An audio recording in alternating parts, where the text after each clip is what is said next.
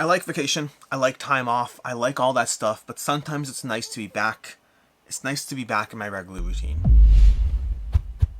Hey, I'm Alex Radcliffe from Board Game Co, and this is News and Week in Review, Topic of the Week, although we won't have a Topic of the Week this week because we have too many news things to catch up on from the past 2 weeks. Then games I played, videos of the week, all the usual stuff, timestamps down below to all the sections. Last week, if you missed it, was a bit of a rambly News and Week in Review because I was out and I didn't want to spend the time to properly do it because I was on vacation. I wanted to enjoy myself. You know all those times people say in the comments like, oh, take a day off, all that stuff. Well, I don't take a day off, but I will pivot and adjust the content around trying to have a good time and relax and take a breather. And with that, let's go ahead and dive into the week in review. We're going to go through this as usual for the most part. There will be no topic of the week. There are so many various news things to go over, games, news, all those stuff, that I'm going to let those fill out the time in this video. We're going to skip the topic of the week this week, but then the rest of the sections will all be as normal, although I haven't figured out whether I'm going to cover the games I played in the past 2 weeks or just this past week. I don't know. We'll figure it out. Anyway, starting off the bat, which this one is minimal news, but starting off the bat with WSBG. I was told they made a small change to the way it's working. WSBG, for those who don't know, is World Series of Board Gaming. It's going to be apparently in 68 days, 14 hours, probably a little less by the time you watch this, but 68 days, 14 hours, 22 minutes, and 42 seconds left to go for this event. This is an opportunity to win over $40,000 in prizes and assorted prizes, and from I think the grand prize is $25,000, and then a whole bunch of second place and third place and all these other prizes. I don't know the exact prize breakdown, don't quote it on me, but this is basically World Series of Board Games. You're going to be winning, you're going to be playing a bunch of board games, and hopefully winning your specific board game, then the next round, then the next round, going through all of that as you try to win a lot of money and hopefully have a good time. I heard that they made a change to the number of seats available for each event. I think they limited it to 256 seats per event, which means if you are interested in this might be an opportunity to jump in now before your specific event gets bought up and all that. And yes, I absolutely am biased. I'm not being paid for this in any way, shape, or form, but I am going to be at the event, and so I'd like to see it be successful. So, that's about it. I don't get any cut if you buy anything. I just want to see you there. In any case, that is WSBG, but that's going to be, again, 68 days. So if you want to go ahead and check it out, and buy your tickets, do your stuff, all those things. And from there into other news including shoutouts and things. Shoutouts starting off with the Board Vengers. Board Vengers did a recent video, What to Do at Board Game Conventions, with Alex Radcliffe. That would be me. That's why I'm shouting it out. Well, I've talked about Board Vengers in the past, but I went ahead and did a video together with Nelson and Meg over at Board Vengers, talking about what our game plans are for conventions in general, a little bit focused on Gencon specifically because that is coming up, but in general, going over that. You can check that out if you want to see anything there. Then from there, Professor Meg, this one's a little overdue. I just forgot to do it 3 weeks ago and I felt bad. Cloudspire First Impressions. Meg and I we played Cloudspire at Origins. There was a First Impressions video that went up later. Excuse the background noise and audio and stuff like that. It was my first time trying to do a video. I had the footage and then she spliced and did all the things to make it actually watchable, but my camera at the convention, I need a better mic for when there's people in the background. That's what I'm learning over there. From there, we have Devon Talks Tabletop, another kind of shout out. This is a video I'm not actually in, but it's a video that is partially about me. Over here, we have how I got here. Devon from 9 videos ago, by the time you watch this, maybe 10 or 11 videos ago, but how I got there. From Devon Talks Tabletop, talking about how he got from his own thing to Board Game Co, to Quackalope, to Devon Talks Tabletop, his current channel, just going through his own journey. If you've heard Quackalope or I talk about Devon Talks Tabletop, if you've heard us reference him or talk about videos or the Hamster Cult or Marvel United or any of the things that go on, Devon's my friend. Devon's my friend, and I've appreciated getting to know him over the past year plus at this point, and he goes into some of the ways we connected and his journey and evolution through there. Short version is In Too Deep. We played In Too Deep together. That was our first encounter. He won that game. Not many since then, but he did win that game. From there, we have Board Game Tables. Board Game Tables partnering with Frosthaven to bring us a Frosthaven bag, a gigantic Frosthaven bag for $65. I love the Board Game Tables bags for context. I don't know if I care about specifically a Frosthaven one. Also, Frosthaven's not a game I picture myself traveling with in general, but either way, if you want to go ahead and get that, they have that over here. An exclusive Frosthaven board game bag you can check out over there. From there, we have, going to the next one, we have Awaken Realms. Awaken Realms launched their Tainted Grail teaser cinematic trailer. If you don't know the details, Tainted Grail, Awaken Realms has a Tainted Grail video game. I can't remember exactly what it's called, maybe Conquest, I don't remember, but they've kind of abandoned that, not abandoned sounds harsh, they've kind of left that a little bit on the sides while they focus on completely reimagining what a Tainted Grail game looks like. It's still not going to be the same as the board game, nor is it going to be like Tainted Grail Conquest. It's going to be its own beast, almost seems first person in its approach in the Tainted Grail universe, but you can check out that trailer if you want to see that. Then we have Steamforged games.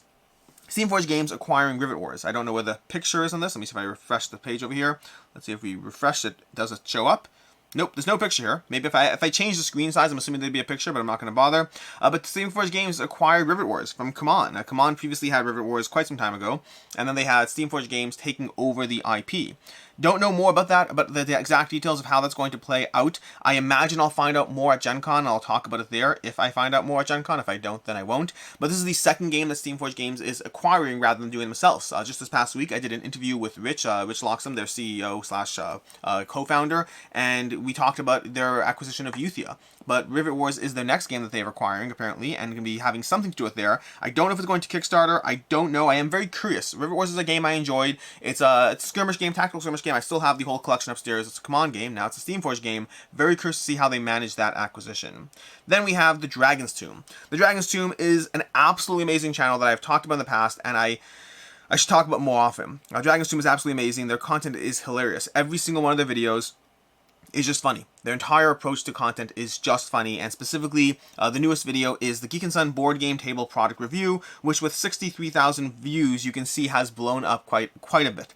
The reason is because it is 4 minutes and 20 seconds long, and I'm not going to spoil it for you. I will say, whether or not you are interested in a board game table, this is worth 4 minutes and 20 seconds of your time. I highly encourage it, and you should absolutely subscribe to him. His content, again, he won't overload your channel the way mine will. He won't have your feed clogged up with tons of stuff. He will have infrequent but hilarious videos. I mean, look at this. We have a video like a month, it looks like. A video a month. You can deal with a video a month, and they're all like 4 minutes long. They're not, his PAX Unplugged video, it's so good. It's so good. His stuff is so good. I really like his stuff. It's so good. It's so good. Then from there we have, and I think lastly in news before we get to game news, we have the King's Dilemma Chronicles. King's Dilemma, which is a board game, they're coming out with a video game version of it coming in the end of 2022. It's going to be over on Steam. You can go ahead and add it to your wish list or whatnot, all those things. But King's Dilemma Chronicles, if you're interested in that in any way, shape, or form. Is my screen getting less bright? I don't know what's happening here. Either way, King's Dilemma Chronicles, you can check that out. From there, we're going to move into game news, I believe, starting off with Bloodstones. Bloodstones from Martin Wallace, representing the first time Martin Wallace is going back to publishing himself. At one point, Martin Wallace published his own games, I think under Tree Frog, if I'm not mistaken. Tree Frog Games sounds right. And then he started working with other companies as well, and now he's going back to publishing himself under a new publishing house, and his starting game is going to be Bloodstones over on GameFound, coming in 5 days and 8 hours. Don't know much about it just yet. I know it's got Degrees of War game and tons of keywords and all these things. What I do know is it's a Martin Wallace design, and I have yet to dislike a Martin Wallace design. I don't keep all of them, but I've yet to dislike a Martin Wallace design. Some of the best games in my collection. I mean, what do we have? We have, I should probably know the answer better, right? I still have Nancy Narking. I have Brass Birmingham. I have Anno 1800, which is delightful. I still have Steam, although I need to play that. Some incredible games from Martin Wallace. Very excited to see his return to publishing and what Bloodstones is or isn't.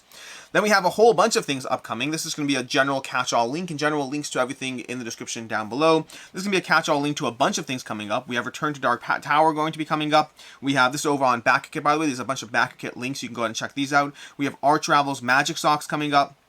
We have Spirit Island Nature Incarnate expansion that's going to be coming up as well. We have something from Leader Games coming up. We don't know exactly there what's going on. Maestro Media, they're going to have something. Might be Bridge Construction. I wonder if they're doing Bridge Construction because I know that was a thing that was coming. I don't know if that's already been done. We have Gloomhaven, which is going to be miniatures for Gloomhaven, Frosthaven, and more. It says and more. Does that mean Jaws of the Lion? I don't know. We have upcoming Royal League game. So it's going to be something like not Pax Premier, not John Company, but something coming from them. We have Unstable Games, something coming from Unstable Games. From brought you Unstable Unicorns and Happy Little Dinosaurs and other games that I'm not remembering the names of, but they have a bunch of games that they've brought. But they have a bunch of these games coming over on GameFound. You can check out these links. I'll have all those down below. Then we have Sagrada the Great Façades Glory. Sagrada, in addition to having an upcoming legacy game, I believe it's called Artisans. I couldn't find the link for it though, so nothing down below. But Sagrada the Great Façades is going to have the newest Façade expansion called Glory. That's going to be coming out as well. We have a few titles from Pandasaurus coming out. We have Wildstyle, which I have no idea what this game is at all. Welcome to Wildstyle, where the city is your canvas and the streets belong to the people. Do we have more pictures? We do not have more pictures, at least not yet. But Wildstyle, in some way, shape, or form, coming from Pandasaurus. In general, their games are good. The question for me is always when they cross from good to great, but they always put out solid games. This one, though, does bug me because it's Nacho Pile. It looks like a bag of chips. That bothers me so much. I hate it when games do this. I hate it when games have like those like I don't know different noodles or whatever, Thai noodles in a game, or they have a whole bunch of these game things that look like food. I do not like unconventional game containers. I don't. I get the fact that it has a degree of humor. I get the fact that there's a degree of some benefit to it, but I despise them. It doesn't matter how much I like Nacho Pile. I almost certainly will not have it on my shelf because I do not want a bag of chips on my shelf. From there, I just deleted that link. That'll have to open up in later. We have Doctor Who Nemesis, Gale Force 9. Doctor Who Nemesis, a new Doctor Who title coming from Gale Force 9, a 2 to 4 player game where you play as one of the Doctor's many adversaries seeking to twist time, space, and time to your own ends. Bunch of Nemesis to choose from. This can be another Gale Force 9 game. Don't know much about the actual gameplay past that, but excited to this one. I'm a huge Doctor Who fan, although I still need to watch the most recent Doctor. Then we have Nidavellir Idavoll, the newest expansion for Nidavellir, which I'm excited to see because Nidavellir is a fantastic game, and I like it when they add expansions to keep it fresh. But Idavoll is going to be the second expansion, which is going to be when you recruit a god, put the card in your command zone with 1 power token, giants, Valkyries, I'm not going to try to read this directly, a bunch of modules being added to Nidavellir that you can add to your game. And then we have a bunch of CMON news coming up, a whole bunch of CMON stuff, very in brief, not a ton of information here so far. But we have CMON announcing Dune War for Arrakis board game. That's something that they put in their, they had a whole video, which I'll try to link down below if I remember, but they had one of their news press videos or whatnot, and they have CMON announcing Dune War for Arrakis, which is basically going to be their newest game from the designers of War of the Ring. I don't know what this game is going to be like. I don't know anything about that. I do know that this is going to be a very interesting test of just how badly CMON pissed people off with their whole Marvel Zombies thing, because I know that Cyberpunk 2077 did not do phenomenally well, but I also think the IP didn't necessarily hold as much as they originally might have thought it would back when they worked out the deal. I do believe Dune, on the other hand, Dune for War for Arrakis, from the designers of War of the Ring, that's going to be a real test of just how much people trust Dune. So we'll see. And I like the fact that the title over here is completely swap-roo. You can watch it upside down or backwards, forwards, all that stuff. Then we have Rio de Janeiro, a new campaign expansion for Zombicide 2nd Edition. This begins the start of me being very sad about a lot of the, very sad's probably pushing it, me being slightly sad about some of the news coming out from CMON, which is they have a whole bunch of content for Zombicide 2nd Edition, which I don't care about. I don't have Zombicide 2nd Edition anymore. I got rid of that one. I have Zombicide Black Plague, and I have upcoming Zombicide. I have Zombicide Green Horde, and I will have Zombicide Marvel Zombies. That's all the stuff. I guess I have Undead or Alive 2, but I don't imagine that stays. We'll see. There's only so much Zombicide I actually need in my collection. But they have Rio de Janeiro. They have a bunch of boys character packs over here. They have a bunch of character packs for the boys. The 7. We have the 7 over here. We have the boys, and we have a bonus pack of Super Abominations over here of what's his name. Homelander as a super abomination, a bunch of galleries of painted miniatures as well, and then they also have, I don't see it over here, I don't know exactly what it is, they also have coming Zombicide packs for Supernatural. If you've ever watched Supernatural, the 15 seasons of Sam and Dean taking on evil demons and the like, they're going to have that as well coming, and that's in addition to all the Batman stuff they have for Zombicide 2nd Edition. Overall, they're very heavily leaning into Zombicide 2nd Edition, which is great. I'm happy they have a lot of people who want that and like that. For me, it wasn't my favorite Zombicide, so as much as I love the boys, as much as I love Supernatural, as much as I'd love to take down Homelander, I just don't think this is something I'm going to personally get, but I am happy it exists. And that's going to cover all our game news. We're going to go ahead and close this up over here, hit end on that. Hopefully, remember, let me do this for a second. Let me just do history and open that pile, Nacho Pile, because don't want to leave out Nacho Pile. I want to make sure we get that so people can buy Nacho Pile if I can drag it over. There we go. Perfect. We'll get that later. But for right now, let's go ahead and dive into the week in review, starting off with what I played. Is this folding? See, this box is empty because the game's actually set up upstairs. We're ahead of the game over here. So let's start off with the week in review. Week in review, starting off with what I played. Let's go ahead and scroll down over here, and let's figure out how far back to go. There's so much stuff. I think that's a reason. I don't know how far back to go. I'm trying to remember this thing. We have this week over here. We have that week. I'm going to go back there. I'm going to go back over there. Okay, so starting off the bat, we have the following. We have Shipwreck Arcana. I played a few games of Shipwreck Arcana. Really enjoy that one. I should have a review coming for that one soon. Shipwreck Arcana is a solid game. I really liked it. It's got a degree of a little cooperative deduction, similar to games like Hanabi and all that stuff. Really enjoyed it. You can check out the review if you want, or you can just hear that I liked it. We have Almanac Crystal Peaks. I had a chance to dive into that one. There won't be any coverage on this until I get the final copy, but they sent me the prototype. They just had it lying around. They know I like the game. They sent me the prototype for Crystal Peaks. I started playing it. Still like it. It's not different or, well, it is different. It's not better or worse than regular Dragon Road. It's just more maps and more rules and more adjustments. Happy to have that one in my collection. We have Ascension. Ascension Ascension Realms Unraveled. This is only that. Yeah, I guess this is how far back we're going. We have Ascension Realms Unraveled. I got to play my first game of Ascension ever. This was while on my vacation last week. I got a whole bunch of games played. Recorded most of them. I don't know. This is all in my Gmail drafts. I haven't transferred anything over. I've been getting worse and worse and just doing this in chunks. But we have Ascension Realms Unraveled, which I played over at Professor Meg's, one of her favorite games, and one that I dove into for the first time. I liked it. I still like Dominion better. We have Green Team Wins. Got a few games of Green Team Wins in. That's a fun party game from 20th Century Games. Very interesting little mechanism as far as how they manage that game. It's a cute little puzzle of trying to fit in with the crowd. The thing I don't love about it is the fact that it encourages you to pick what you think is the popular answer as opposed to what you want to pick. And instinctively, when I play the game, I always want to just talk about my answer. I don't want to pick what I think is the most popular answer. And that leads to fun things when people start constantly choosing their own answers away from what they would do in a way that completely changes the dynamic. A fun little game, interesting mechanism as far as how it works.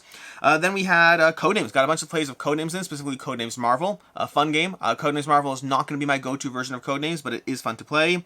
We have Mythic Mischief. Got a play of Mythic Mischief in, which is always fun to table. Azul Queen's Garden as well. Azul Queen's Garden, not one I'm going to be reviewing. It's going to be another Azul that I don't keep, although it's possibly my second favorite Azul. Core Azul is still my favorite mechanism. I still love what Core Azul does. Azul Queen's Garden was good, but it starts to cross over into a degree of additional level of thinkiness and taking away from the core gameplay of what I personally like about Azul.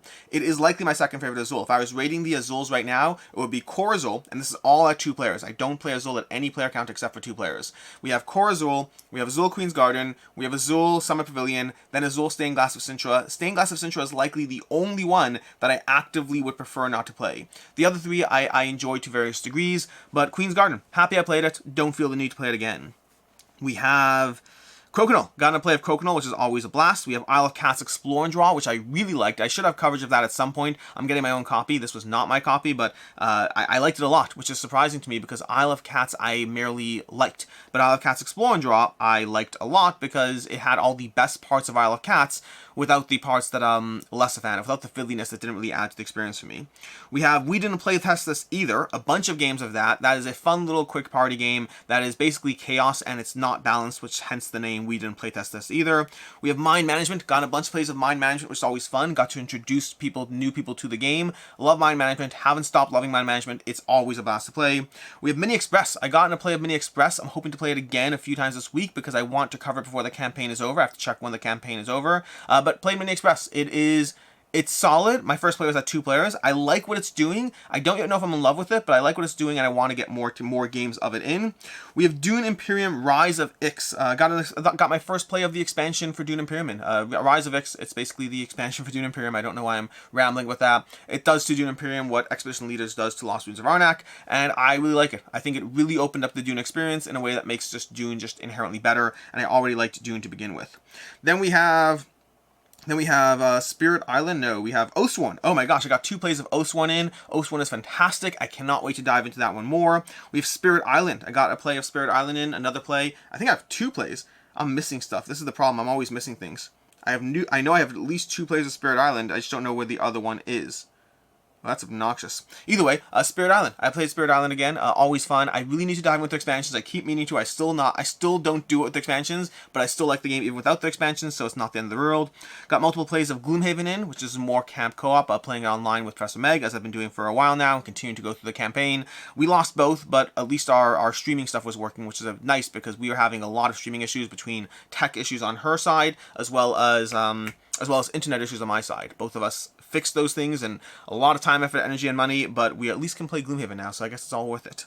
Then on Wednesday we had Welcome to the Moon. I don't know why I keep saying we. I played Welcome to the Moon. I played with people. All these games I play with people. I played Welcome to the Moon, which is a game that I really enjoy and have continued to enjoy and I'm still enjoying, and this is where I make a little note in my thing that I logged my plays. I talked about my plays up to this point. Talked up to here. Perfect. Now I have a little note in my draft there, and we are good to go. Coming up to the week in review. So, week in review, what happened this past week. I'm not going to go back 2 weeks back on this. Ultimately, the last week's week in review, where I just didn't really have the normal structure, has its consequence. If you missed those videos, you missed those videos. But this past week, week in review. Starting off with Saturday. Saturday, I had a review for Prehistories. Fun game for 20th Century Games. I enjoyed it, did not love it. It is a solid, accessible polyomino game. I think it's a good gateway polyomino, but not one I personally feel the need for. Later on Saturday, we had a review for Genotype from Genius Games. I like Genotype a lot. It was very, very good, but also it's one of those weird balances. Like, there's all these different games and different qualities of what a game brings to the table. I enjoy Genotype. It's a game I'm happy to play again, and there were some really interesting mechanisms, but at the end of the day, it also felt a little convoluted for the experience it gave, and there's other worker placement games I prefer. Sunday, we had Kickstarter Exclusives, a video talking about the nature of Kickstarter Exclusives, why they exist, what purpose they serve, and all the downsides of them at the same time. That was Sunday. On Monday, we had a to back or not to back. Going over a regular to back and not to back, these have been back in the queue as Kickstarter started to pick up, as GameFound and now Backerkit has started to pick up. A whole bunch of games, very few on backing. This goes back to the fact that we had news. Oh my gosh, I forgot to include news. News is also the fact that, I guess I'll throw it next week, but in the news section, we should have Mythic Games and Darkest Dungeon, that they have some shipping issues and some backlash, the same kind of backlash CMON was receiving from Marvel Zombies, and understandably so. In both cases, in all cases, I'm sympathetic to the company side, but I'm also sympathetic to the people who are slapped with a huge shipping bill. I'm sympathetic to both sides, and I think it just sucks the state of the world we're in, but the relevance here, the reason I'm bringing this up is I'm backing fewer Kickstarters. I'm doing what I tell you to do. I'm backing fewer and fewer Kickstarters compared to where I was. It is harder to justify backing games when the price is going up, when the unknown is going up, when there's more and more reasons to sit there and say, you know what, maybe I have enough games to get me through the next 2 years. Spoiler alert, he did. And then on Monday, that was Monday. Tuesday we had a few videos. We had Star Realms Legacy, a video going up. Really enjoy Star Realms Legacy. That's all the review. I really enjoyed it. I think Star Realms Legacy is excellent. I think Star Realms is excellent, and I like what the Legacy game added to the picture. Then we had on Tuesday. Later on Tuesday, we had Tidal Blaze Banner Festival, a review for Tidal Blaze Banner Festival. I liked Tidal Blaze Banner Festival. I did not love Tidal Blaze Banner Festival. I thought it was a good trick-taking experience, but it also felt a little vague in the sense that everything you did always got you something, so it almost felt like there was never really a reason to prioritize any specific direction, which also makes it harder to call what people are doing. So I liked it. Enjoyed it, but it's not one that's sticking around. And then lastly on Tuesday, I had an unboxing and rambling for... I'm sorry, I just have hiccups. But lastly on Tuesday, we had an unboxing and rambling for Nemesis Lockdown, the newest Nemesis stuff. I did an unboxing for Nemesis a while ago. This was me diving into the lockdown and just going over what showed up in that. Then on Wednesday we had a live Q&A as usual, just going over whatever questions tend to pop up. And then later on Wednesday, I had an interview with Steamforged Games about Euthia, talking about the acquisition, the process, the drop about Rivet Wars, the drop about the company in general, but primarily about Euthia and the plans for that over there. On Thursday, we had 10 amazing Gencon titles to pay attention for. These are specifically Gencon titles I have played. They're either prototypes or final games that I've played, including Isle of Cats Explore and Draws in there, but covering basically 10 games I think you should pay attention to at Gencon, either to buy or try if you have the opportunity to do so. Next week I'll have another video with another category, but we'll talk about that soon. Then on Friday we had, what do we have Friday? Friday's uncertain because I still need to film it, but Friday, I think I have deluxe games going up, the regular once a month deluxeification video. That might go up Friday, or maybe I put it up next week. We'll see. I may be shifting things around. I don't know for sure. We'll find out. And then today, bringing us to today we have a few things. Again, this is also up in the air because I have backups in place, but we're certainly going to have a review for Of Dreams and Shadows and the expansion from Greenbrier Games. And then later on Saturday, we might have a Moonrakers Should You Back It. We might. Alternatively, I'll have another review. I don't know yet. You'll know in the links down below because I'll put it in the links down below because I'll know by the time this video goes up, but it kind of depends what happens to the schedule. So one of those two things, either another review, maybe Wolfenstein. I have Wolfenstein filmed. I'll either do the Wolfenstein review or Moonrakers Should You Back It. So those are going to be the options for later today. Which brings us to next week. Next week we'll have a few things going up. We'll have a video talking about Board Game Co. shutting down. Not me, the YouTube channel, but Board Game Co. shutting down because Board Game Co., the retail operation that I run or partially run, that is unfortunately starting the process of shutting down. That is news as of this past week. If you're on Facebook or Reddit or you try trading with us, you'll already know. But there'll be a full video on Sunday going over all of that information. It may or may not be interesting to you. It may not. It depends what kind of content you're looking for. It may be immensely interesting. It may be totally not your cup of tea. Either way, I just letting you know that's coming up next week. And then secondly, we'll have another Gen Con list. This one of the Gen Con titles I am most excited for myself, not talking about anyone else and what their goals are, but not talking about games I've played that you should check out, but rather games I'm excited to check out for myself. And that is everything, which brings us to the games on the table. Games on the table, when I'm done with this video, I should be heading upstairs very shortly to play Massive Darkness Hellscape. That's going to be happening very shortly. I hope to play Almost Innocent this week. We'll see. I need to actually finish the rules for it. And then we have Rise and Fall, which I'd love to play this upcoming week. I would love to play Rise and Fall. I read the rules for this one. This is from it's upcoming prototype. It's an active prototype. It's an upcoming Kickstarter campaign from Christopher Bollinger, designer of Archipelago and a bunch of other games, but I read the rules and I'm very excited for this one. I think this is exactly the kind of game that my group will like. For context, this is a game that I'm going to be playing with my game group and not like Quackalope or other people I play prototypes with. I think this is their style of game, although we'll see. And then lastly, I want to finish playing It's a Wonderful Kingdom Legends. I played a few games when this first came in, and I haven't touched it since. I want to get a few more games in. Speaking frankly, I don't think it stays. I think it has the same problems that I have with It's a Wonderful Kingdom, which is I like it, I do not love it, and I think it will likely be going away, but ultimately we'll see. I hope to get some games tabled of it, and we'll see what happens there. And that is it. That has been your week in review. I hope you appreciate... Well, I hope you enjoyed this video. Not appreciate this video. I hope you enjoyed this video. I'm Alex Radcliffe from Board Game Co. I'm going to go upstairs and play some Massive Darkness with my friend who's about to show up. And until next time, I hope you have a good one.